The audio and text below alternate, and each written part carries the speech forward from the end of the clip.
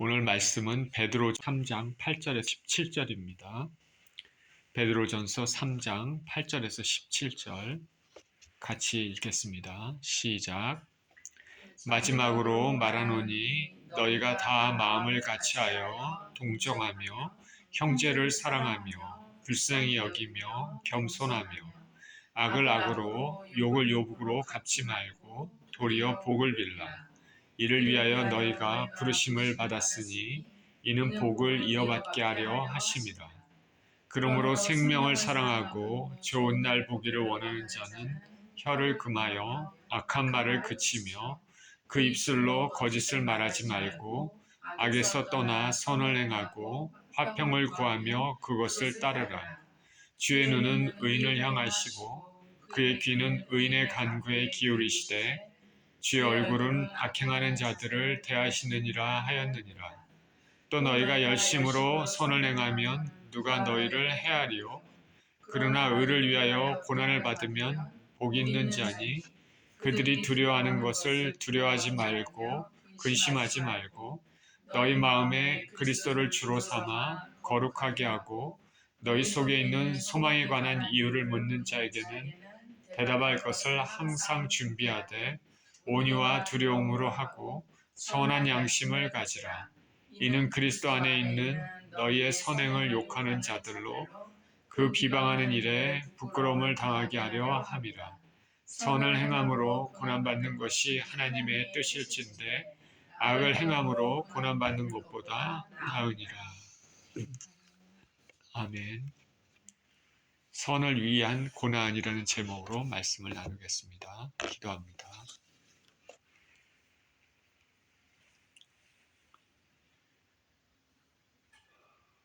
존귀하신 아버지 하나님, 감사와 찬양을 드립니다.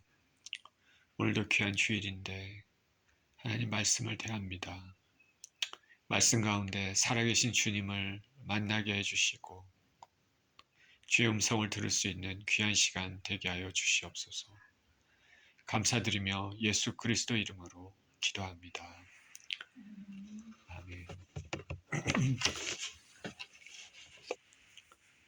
이스라엘 역사에서 가장 훌륭한 왕을 꼽는다고 하면은 누구를 꼽을 수 있겠습니까? 다윗 왕을 꼽을 수 있습니다. 다윗은 이새의 막내 아들로 양을 치는 목자였습니다. 그렇지만 하나님을 사랑하고 훌륭한 믿음 그리고 인품을 지닌 사람이었습니다. 그러나 사울 왕의 시기로 여러 번 죽을 고기를 넘기면서 반격할 수 있는 기회가 있었지만은 하나님께서 기름 부으신 왕을 자신은 칠 수 없다고 하면서 거부했습니다. 블레셋 전쟁에서 사울이 죽었을 때도 기뻐하지 않고 그 사울의 죽음을 애도했습니다. 자신을 죽이려고 했던 사람인데도 다윗은 사울에 대한 태도를 향한 그 태도가 이랬습니다. 다윗은 악을 선으로 갚을 줄 아는 사람이었습니다. 다윗이 한 것은 이스라엘 민족을 위해 나가 골리앗을 물리친 것뿐이고 사울 왕을 진실히 보필해 준 것뿐입니다. 그는 그런 선을 행했음에도 오히려 사울의 살기를 피해서 도망자로 살았습니다. 다윗의 이런 행위, 선을 행했지만은 고난받았던 다윗은 우리 주님, 예수님의 고난과 순환, 죽으심과 유사합니다. 우리 주님께서는 자기 자신을 모두 내주심으로써 죄된 인류에게 구원의 길을 활짝 열어주셨습니다.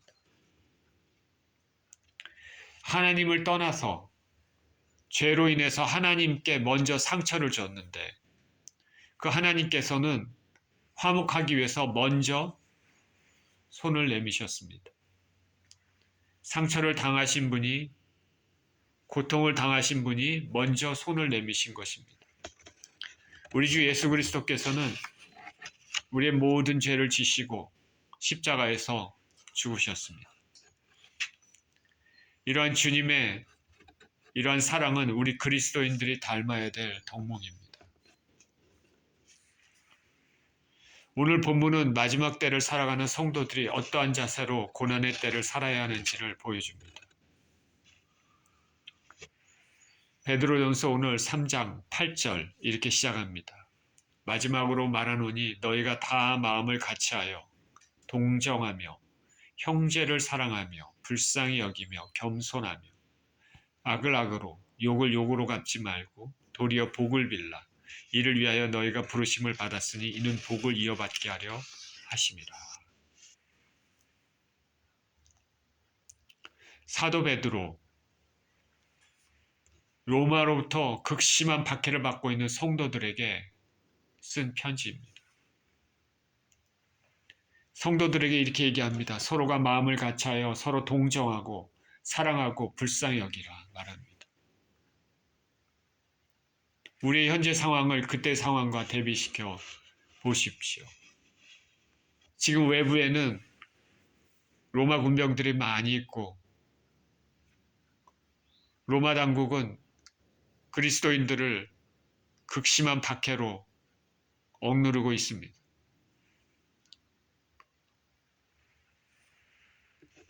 체포되면 죽을 위험에 처해 있는 상황입니다.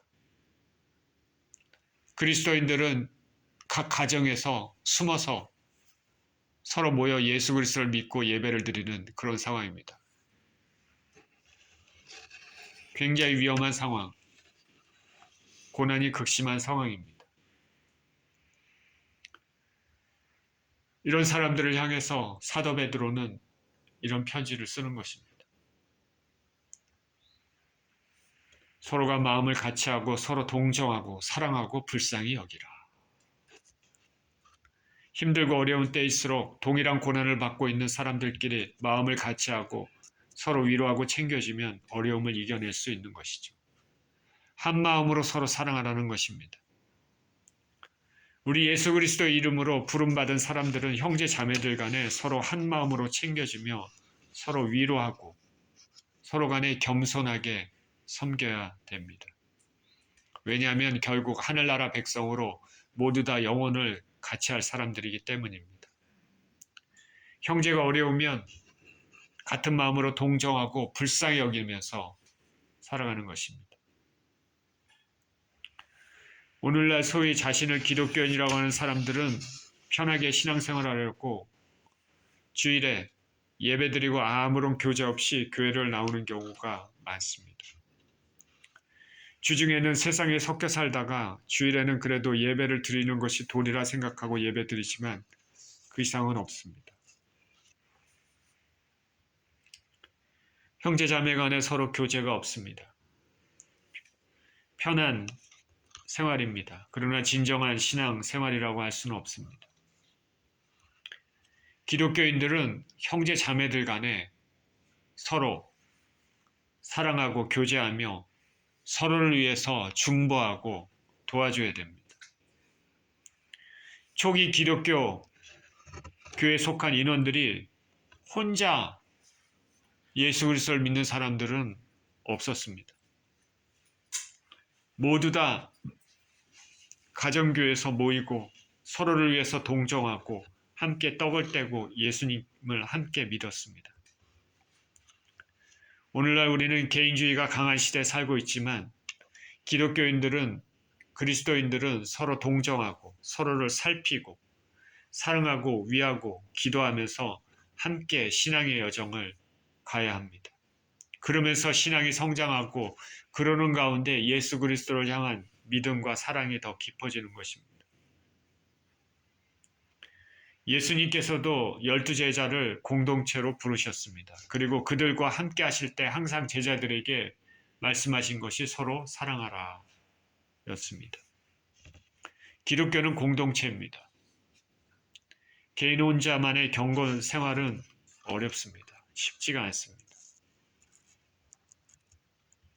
베드로는 악을 악으로 욕을 욕으로 갚지 말고 도리어 복을 빌라고 얘기합니다.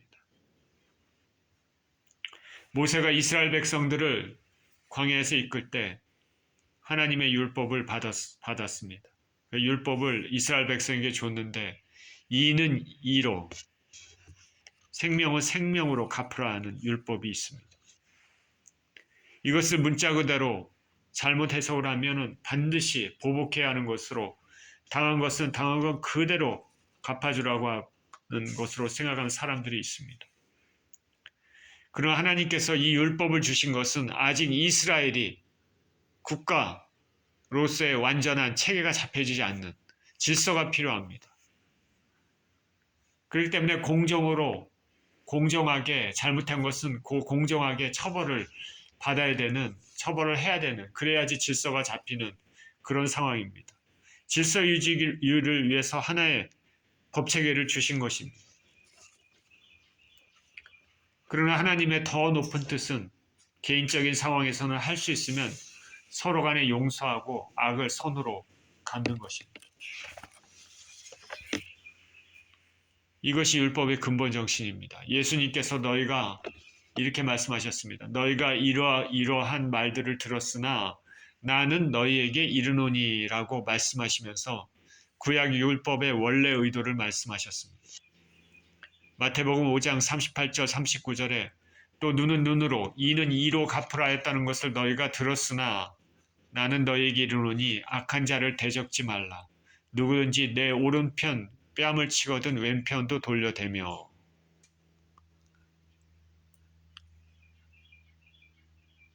나에게 해를 끼친 사람에게 그대로 갚아주지 말고 복을 빈다. 이거는 쉽지가 않습니다. 더군다나 그 해가 영구적인 돌이킬 수 없는 것을 가져온 것이라면 더욱 그렇습니다. 그런데 주님께서는 어떻게 보면 이 불가능할 것 같은 것을 계명을 우리에게 주셨습니다. 이건 뭐냐면 하늘나라의 백성들의 성품이 그러한 것임을 보여주기 위한 것입니다. 율법에는 하나님의 성품이 드러나 있습니다. 하나님의 성품이 어떠한 건지, 그리고 그 하나님과 함께 영원히 살아가야 될 하늘나라 백성들의 성품이 어떻게 돼야 되는지를 그거를 보여주는 것입니다. 저와 여러분, 우리가 진정한 그리스도인이라면 악한 상황 속에서도 끝까지 하나님의 백성의 모습을 잃지 않기 위해 우리는 노력을 해야 됩니다. 누가 우리에게 해를 끼치면 악감정이 드는 것은 어떻게 보면 자연스럽습니다. 그러나 주님의 백성들은 오히려 그들을 불쌍히 여기고 그들을 위해 기도해야 될 것입니다. 그렇게 함으로써 우리 안에 있는 심령에 쓴뿌리가 생기지 않고 우리 자신을 살릴 수 있습니다. 베드로는 이를 위해서 부르심을 받았다 말합니다. 이를 위해서. 그러니까 성도들은 이런 것들을 위해서 부르심을 받았다라고 말합니다. 그러니까 예수 그리스도를 모르는 사람들하고 예수 그리스도를 진정으로 아는 사람들하고는 틀린 것이죠. 구별이 됩니다. 하나님께서 우리를 예수 믿는 자로, 구원을 얻은 자로 부르셨다는 것은 우리가 그러한 성품을 가지고 있어야 된다는 것을 의미합니다. 그리고 그러한 성품을 가진 자에게는 복이 임한다고 말했습니다. 복을 이어받게 하심이라.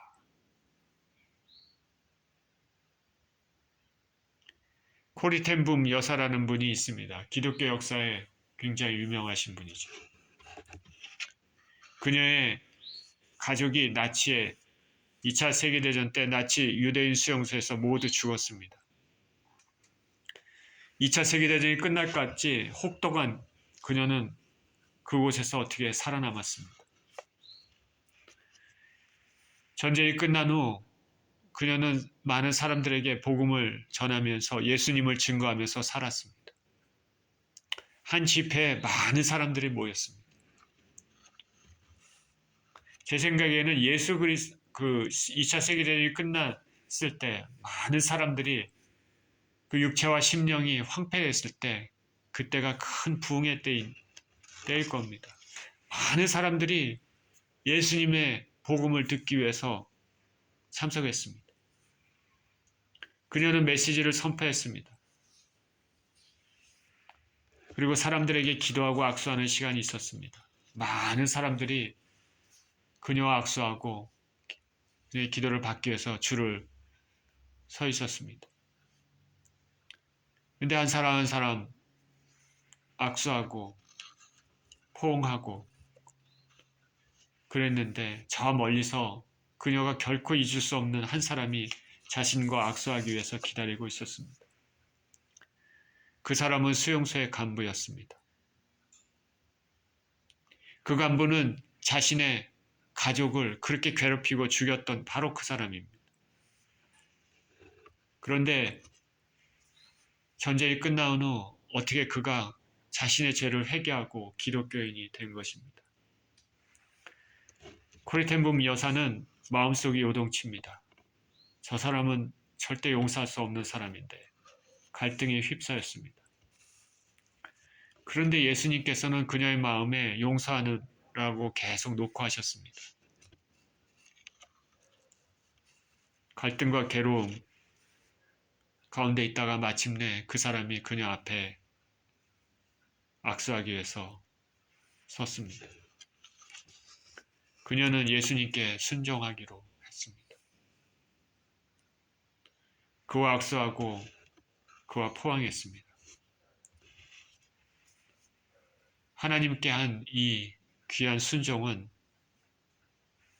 그 이후에 그녀에게는 세상에서 줄 수 없는 놀라운 은혜가 그녀에게 임했습니다.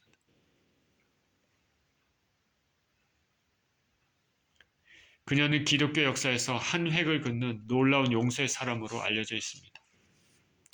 그녀가 그 사람과 악수하고 포옹했을 때 하나님께서 그녀의 영혼에, 그녀의 심령에 엄청난 은혜를 부어줬다고 그녀가 고백을 했습니다. 이런 것들은 일반 인생들은 쉽게 하기 힘든 그런 순종이죠. 근데 그녀는 순종했죠. 복을 이어받게 하려 하심이라.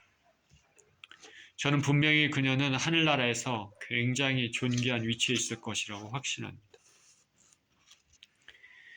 제가 코리 텐 붐 여사의 예를 들고는 있지만은 제 자신을 생각해 보면 저에게 고통을, 해를 끼친 사람을 이렇게 용서하고 있나 생각을 해보게 됩니다. 10절입니다. 그러므로 생명을 사랑하고 좋은 날 보기를 원하는 자는 혀를 금하여 악한 말을 그치며 그 입술로 거짓을 말하지 말고 악에서 떠나 선을 행하고 화평을 구하며 그것을 따르라. 주의 눈은 의인을 향하시고 그의 귀는 의인의 간구에 기울이시되 주의 얼굴은 악행하는 자들을 대하시느니라 하였느니라. 생명을 사랑한다. 그리고 좋은 날 보기를 원하는 사람은 혀를 금해서 악한 말을 그치고 거짓말을 하지 말라 말합니다. 본절은 시편 34편 12절에서 16절을 인용한 것입니다. 다윗의 시편입니다. 거기에 이렇게 쓰였습니다. 생명을 사모하고 연수를 사랑하여 복받기를 원하는 사람이 누구뇨? 내 혀를 악에서 금하며 내 입술을 거짓말에서 금할지어다. 악을 버리고 선을 행하며 화평을 찾아 따를지어다. 여호와의 눈은 의인을 향하시고 그의 귀는 그들의 부르짖음에 기울이시는도다.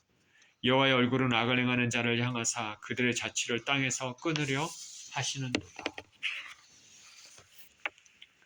원래 시편에서는 생명과 좋은 날 이거를 이 세상과 관련한 그런 표현으로 사용했습니다. 그런데 사도 베드로는 여기서 그 의미를 마지막 때 종말론적인 차원까지 확대하고 있습니다. 생명은 이 세상의 삶이 아니라 영생을 의미합니다. 자기의 생명을 사랑하는 자, 영생을 얻고자 하는 자, 좋은 날을 보고자 하는 자는 혀를 조심해야 된다. 여러분, 좋은 날을 보고 싶습니까? 예, 보고 싶을 줄 믿습니다.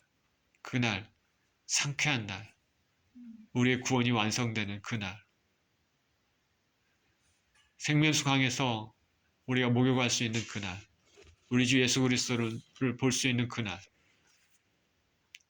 그날을 보고자 하는 자는 우리의 혀를 조심해야 된다.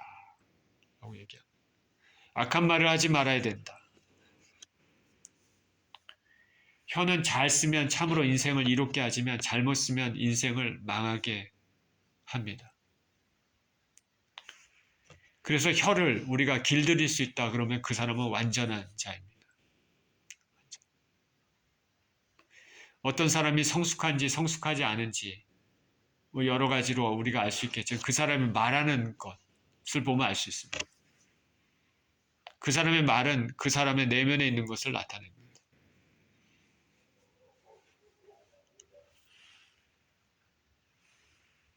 야고보는 모든 동물은 길들일 수 있지만 혀는 길들일 수 없다고 말합니다. 그래서 저나 여러분이나 우리가 농담으로라도 그 이상한 말들이 있잖아요. 그런 말들을 하면 안 됩니다. 악한 말들. 그리고 세속적인 말들. 그 저급한 말들. 이런 말들을 하지 마시기를 축원드립니다. 우리 그리스도인들은 항상 거룩한 말들, 좋은 말들, 남을 살리는 말들, 그런 언어에도 조심해야 됩니다.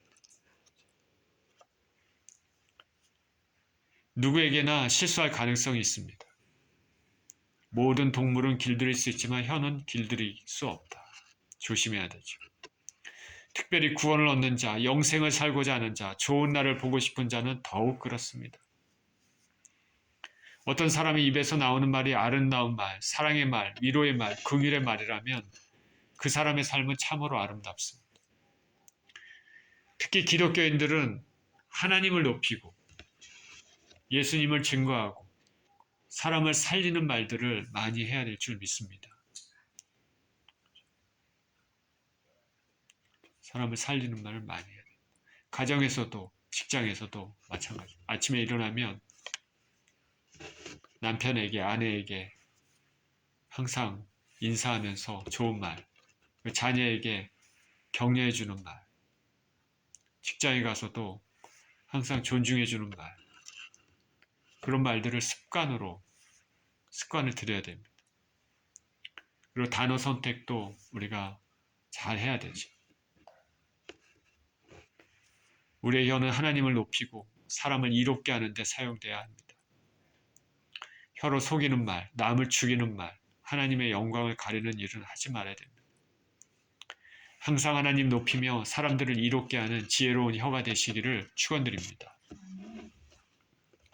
베드로 사도는 악에서 떠나 선을 행하고 화평을 구하고 따르라고 말합니다. 그리스도인들은 자신의 의지로 악에서 돌아서서 다른 사람과의 관계 속에서 말과 행실이 일치하는 선행을 행해야 됩니다. 그리고 할 수 있으면 모든 사람과 화평의 관계를 만들어야 됩니다. 화평의 관계를 만들기 위해서는 서로 세워줘야 됩니다. 상대방을 존중하고 귀하게 여기는 것이죠.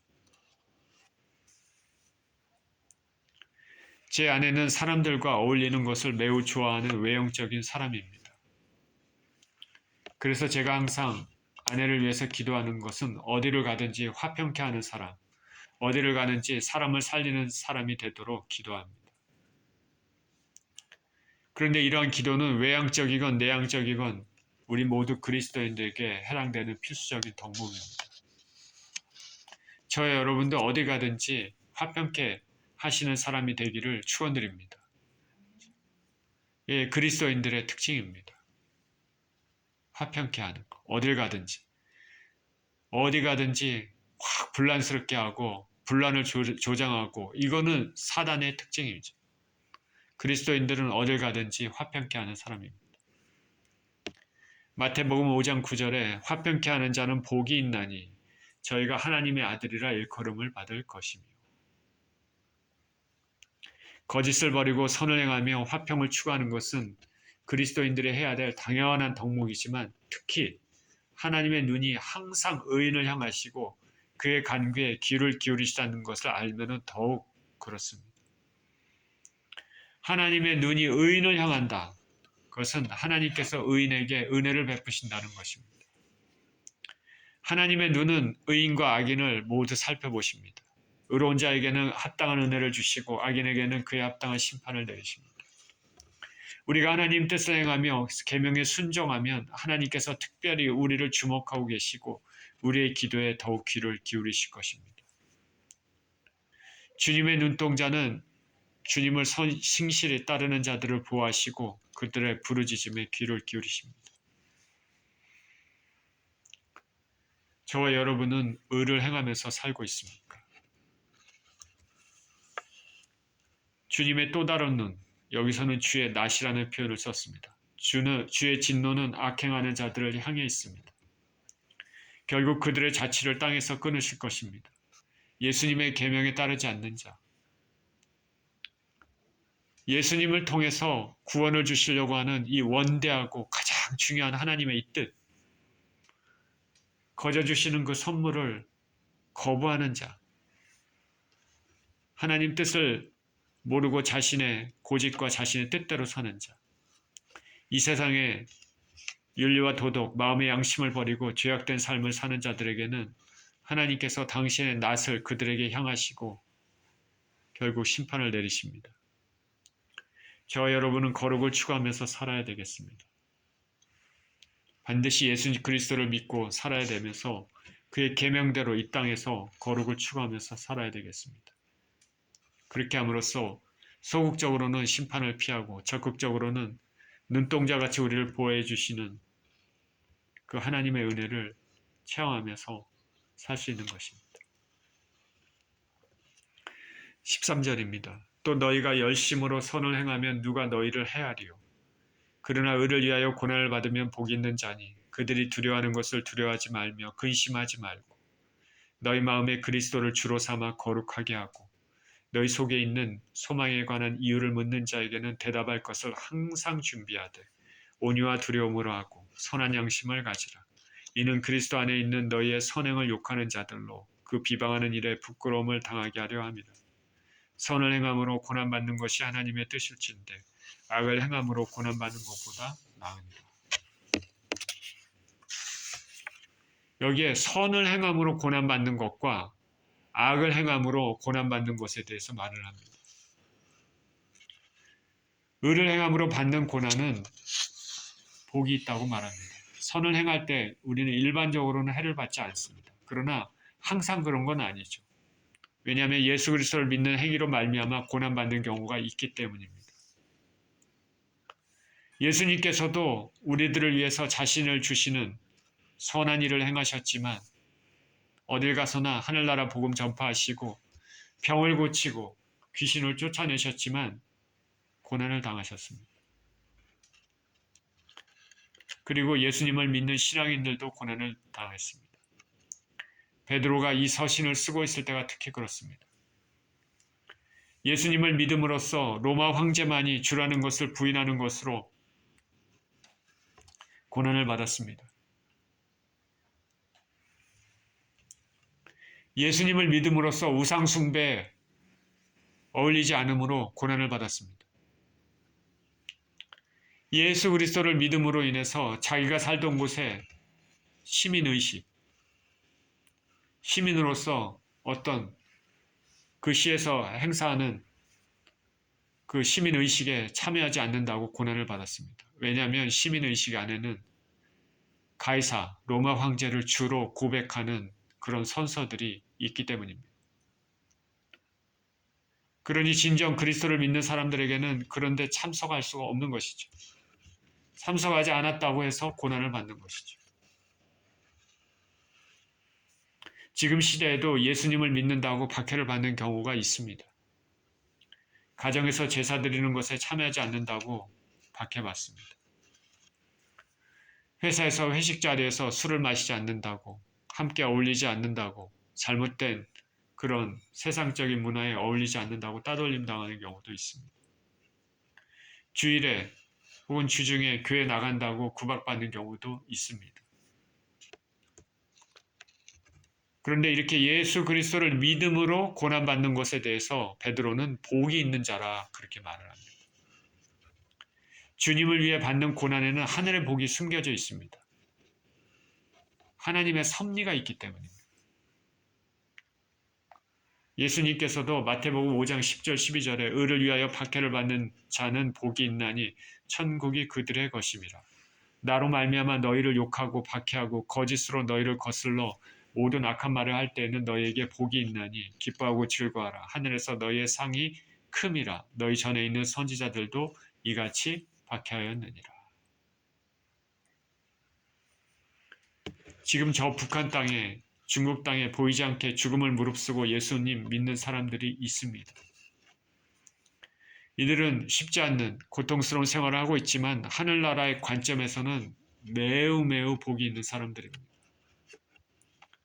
상대적으로 평안한 상황에서 신앙생활하는 사람들과는 다르게 죽음까지 각오한 신앙인들이기 때문입니다.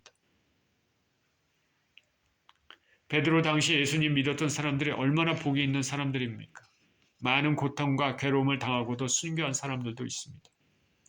지금 그들은 하늘나라에서 그에 합당한 의의 옷을 입고 있을 것입니다. 너희가 그리스도 이름으로 욕을 받으면 복이 있는 자로다. 영광의 영, 곧 하나님의 영이 너희 위에 계심이라. 지금 우리는 이들과는 달리 평탄한 신앙생활을 하고 있습니다. 그렇지만 우리에게도 크고 작은 우리 나름대로의 어려움이 있습니다. 그러나 예수 그리스도를 믿음으로 겪고 있는 이 어려움은 하나님께서 반드시 갚아주신다는 것을 알고 있어야 합니다. 어려움을 이겨내면 그것이 참으로 복이 됩니다. 이것이 하늘나라의 법칙입니다. 하늘나라는 법대로 움직입니다. 그래서 예수님께서 불법의 사람아 이런 얘기를 많이 하시지 않습니까? 성경에서도 불법의 사람, 하늘나라는 법으로 돌아갑니다. 법칙대로 돌아갑니다. 하나님께서 정하신 그 법. 예수 그리스도를 믿음으로 고난받는 것은 그만큼의 합당한 은혜가 있고, 저와 여러분이 선을 행하면서 당하는 어려움이 있다면 주님이 주시는 은혜를 기대하면서 살아야 됩니다.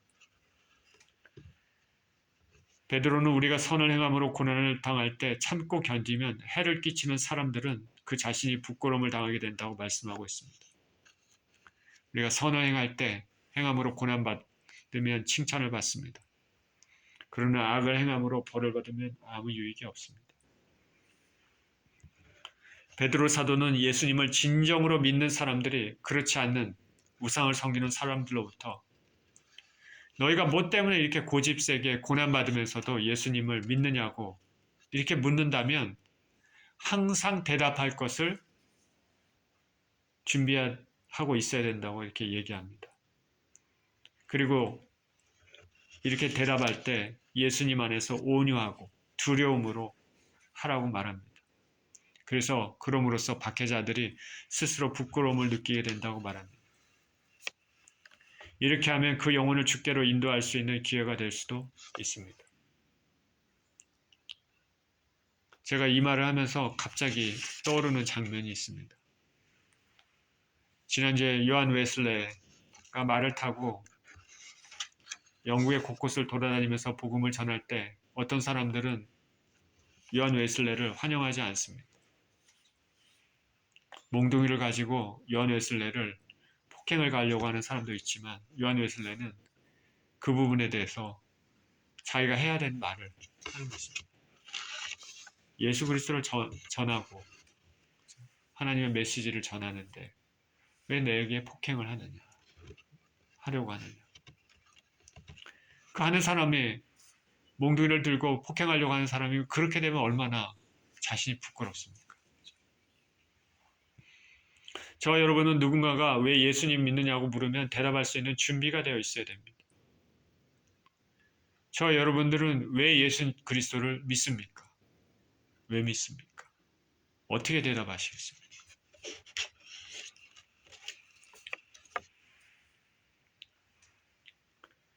사도 요한이 사망한 지 약 50년 후 서머나 교회 감독으로 폴리캅이라는 사람이 있었습니다. 그는 로마 황제를 주라고 하는 것을 거부하고 오직 예수님만이 주님이시라는 신앙을 굳게 지켰습니다. 그런데 2세기 중엽 안토니우스 피우스의 황제 때 순교의 열풍이 서머나에도 불어왔습니다. 무장한 병사들이 한 노예 소년을 앞세우고 폴리캅을 체포하러 왔습니다.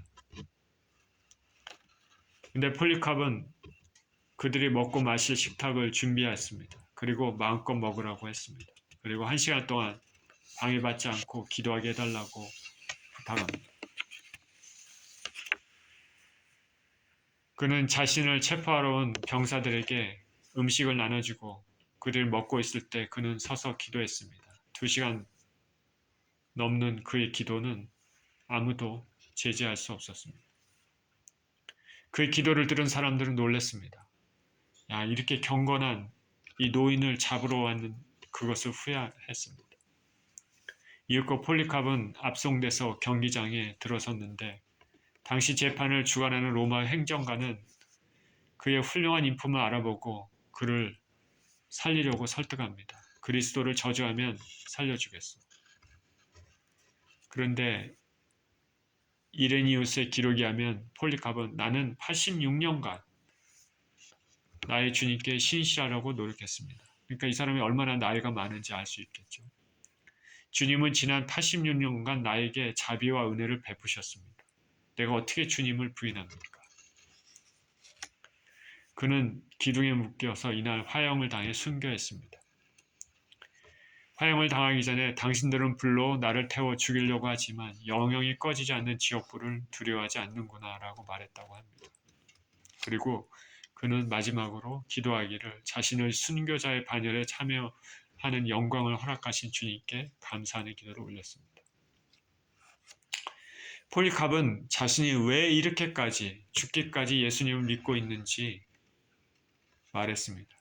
자신을 체포하러 온 사람들에게도 온유하게 대했습니다.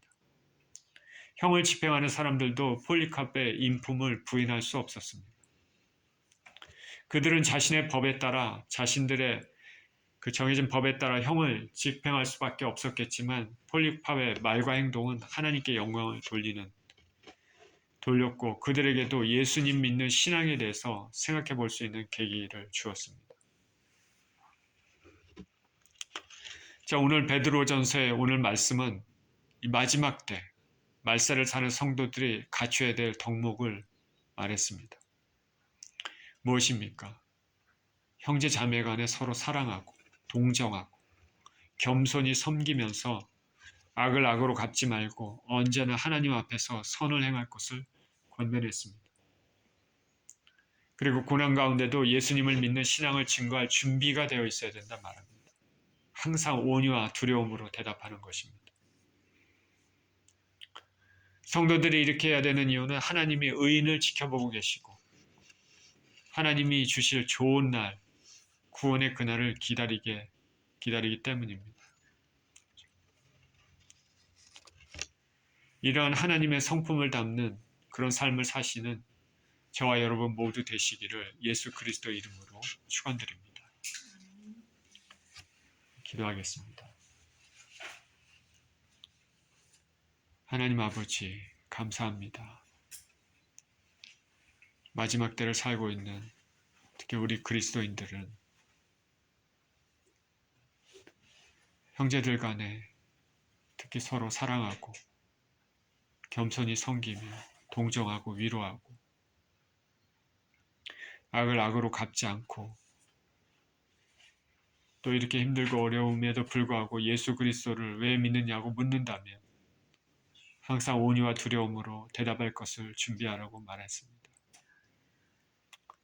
하나님 아버지 이렇게 하는 것이 좋은 날 보기를 바라고 구원을 소망하며 당연히 하나님을 닮아가는 예수님을 닮아가는 예수 그리스도의 성품을 닮아가는 하늘나라의 백성으로서의 갖춰야 될 자질이기 때문입니다. 하나님 아버지 우리는 참으로 부족합니다.